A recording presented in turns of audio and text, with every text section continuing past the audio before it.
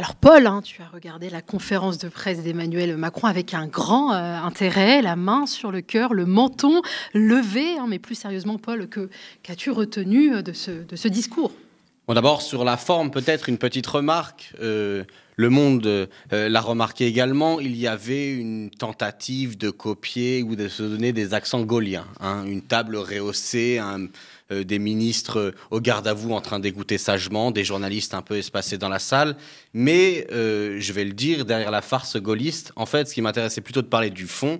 Et dans le fond, j'ai fait un emprunt, je dois le dire, au philosophe Alain Badiou, qui, dans un livre de 2007, De quoi Sarkozy est-il le nom, parlait de pétainisme transcendantal. Alors, le mot est sorti, mais il voulait dire, je cite le philosophe, il s'agissait de la forme historique de la conscience des gens dans notre vieux pays fatigué, quand le sourd sentiment d'une crise, d'un péril, les fait s'abandonner aux propositions d'un aventurier qui leur promet sa protection et la restauration de l'ordre ancien.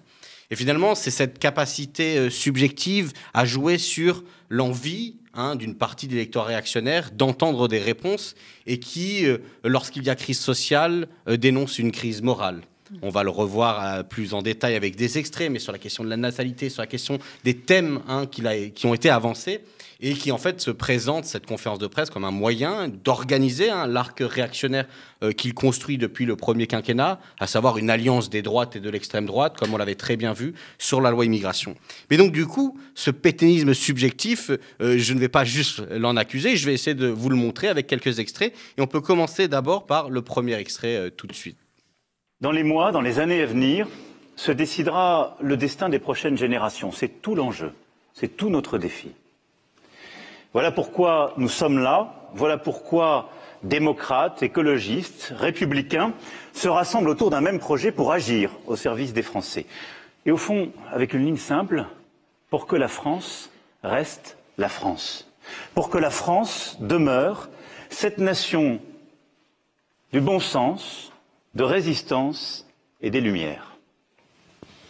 Le Premier ministre aura à détailler les jours qui viennent, après un travail avec les ministres de son gouvernement, forces politiques et tout particulièrement sa majorité au Parlement et les groupes aussi au Sénat, le calendrier de l'action qui est la sienne et l'exposera lors de sa déclaration de politique générale. Je veux ici essayer de dire le sens profond de cette action, rendre au fond la France plus forte et plus juste.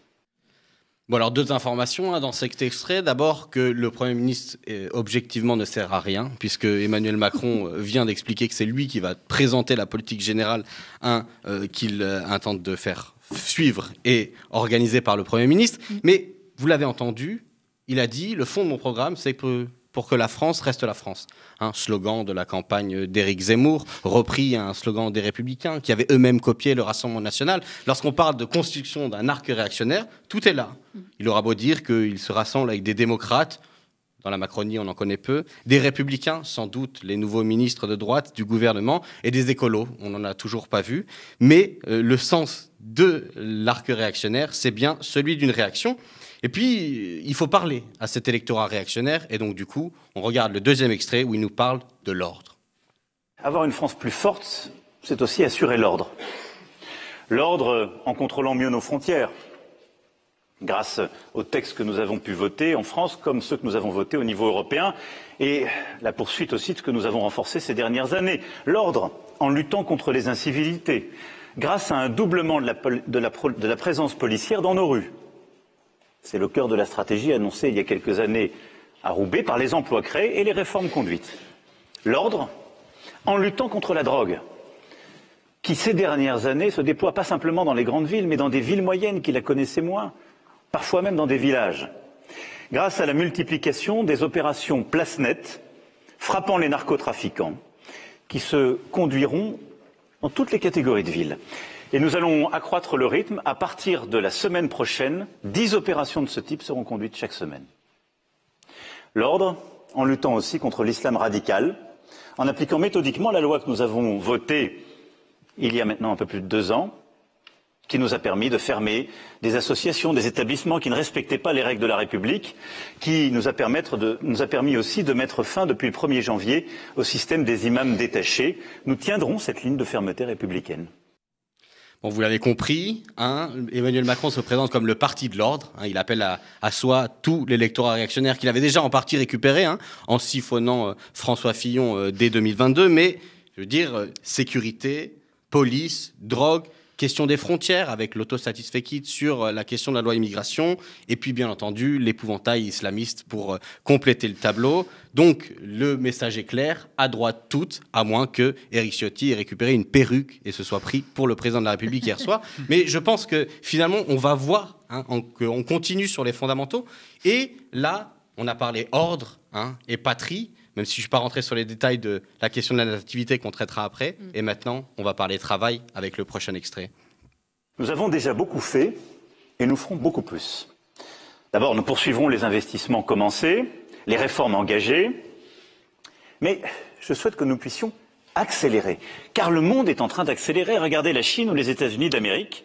Sur ces technologies, ils vont beaucoup plus vite que nous, Européens et Français. Pour cela, nous mettrons fin aux normes inutiles. Il y a encore trop de complexité qui découragent les entrepreneurs, les industriels, les commerçants, les agriculteurs, les artisans, les maires, ceux qui font. Ces complexités, bien souvent, protègent des rentes, des statuts, des situations établies. Et nous ne pouvons plus nous le permettre. C'est pourquoi je demande au gouvernement de supprimer des normes, réduire des délais, faciliter encore les embauches, augmenter tous les seuils de déclenchement d'obligations. C'est au fond la France du bon sens plutôt que la France des tracas. Vieille ancienne, diront certains. Je crois effectivement qu'en la matière, nous avons eu trop de tabous. C'est pourquoi je demande au gouvernement de porter un acte 2 d'une loi pour la croissance, l'activité et les opportunités économiques pour permettre de libérer davantage encore ceux qui font, qui innovent, qui osent, qui travaillent.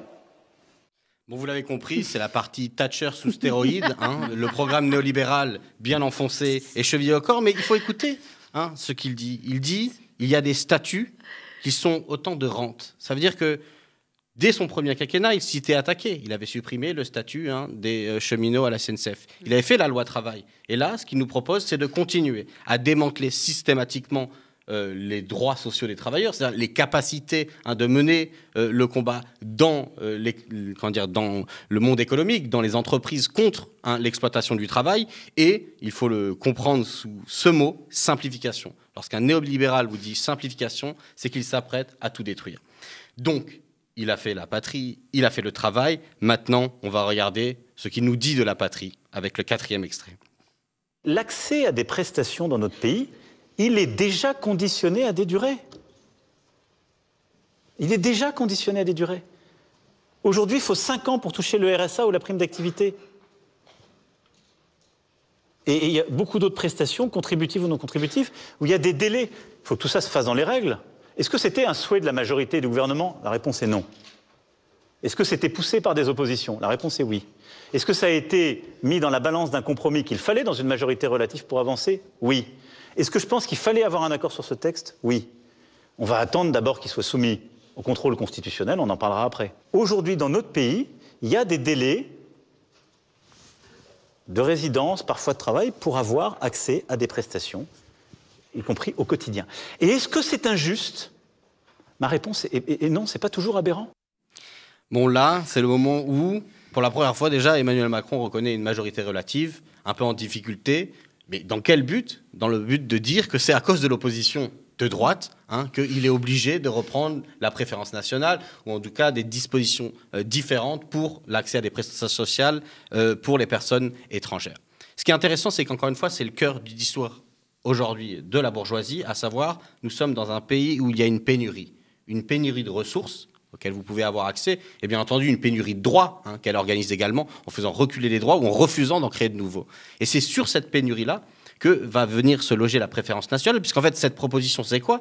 C'est le pacte racial que propose le Rassemblement national. S'il y a pénurie, on ne la conteste pas, on ne demande pas plus, mais on va réorganiser les hiérarchies entre les individus en disant sacrifiez les étrangers et vous ne serez plus les derniers.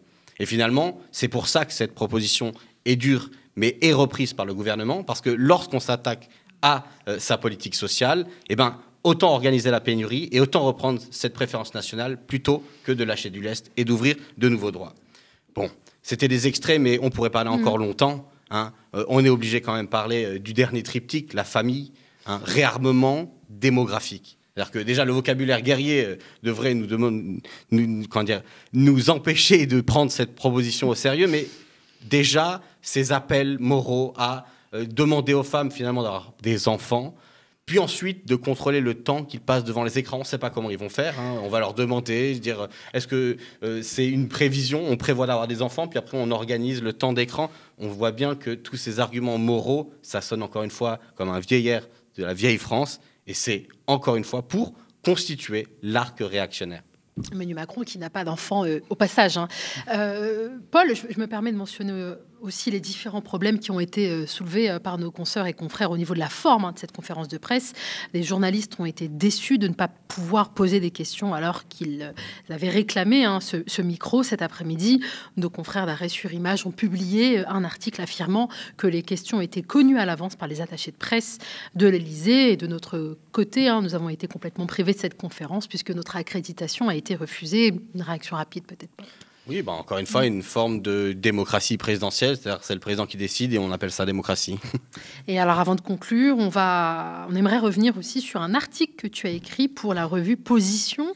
Le titre, c'est « Sur l'arc réactionnaire, quelques thèses à propos de la crise politique en 2024 ». Oui, là j'ai essayé de montrer qu'on pouvait prendre des extraits de Macron et essayer de comprendre comment il va développer un discours réactionnaire, comment vraiment il vient sur le terrain de la droite et de l'extrême droite, parce que c'est le recours qu'il a trouvé aujourd'hui pour essayer de se renouveler en situation de majorité partielle.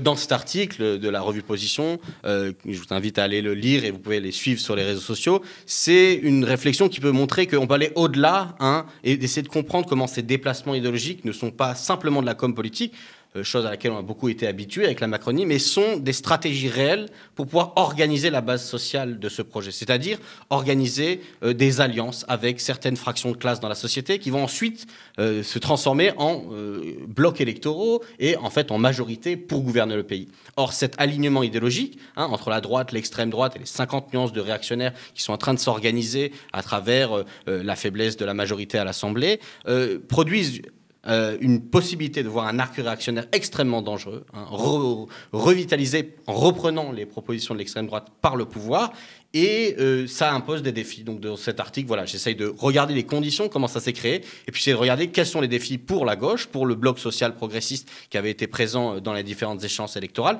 et également du côté de la mobilisation dans le mouvement social. Merci beaucoup, Paul et Lec, d'avoir décrypté pour nous, hein, les grandes annonces d'Emmanuel Macron qui a fait ressusciter, pour résumer, le maréchal Pétain.